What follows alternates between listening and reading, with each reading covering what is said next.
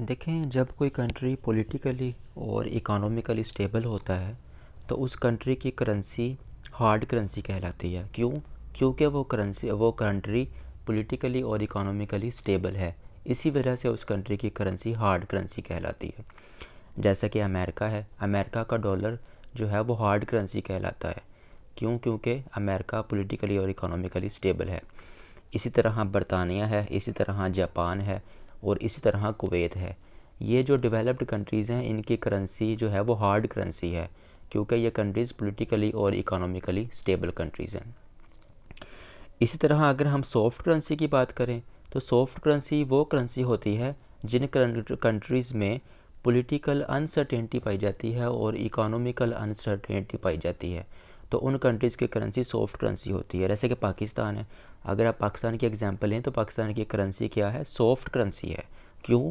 क्योंकि पाकिस्तान पॉलिटिकली भी अनसर्टेन है और इकोनॉमिकली भी अनसर्टेन है।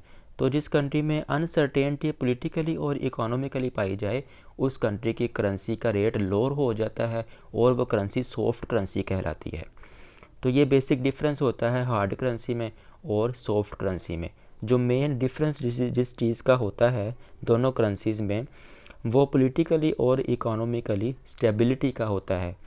आप इससे अंदाज़ा करें कि किस तरह एक कंट्री पॉलिटिकली और इकोनॉमिकली डायरेक्ट इम्पैक्ट डालता है अपनी करेंसी के ऊपर।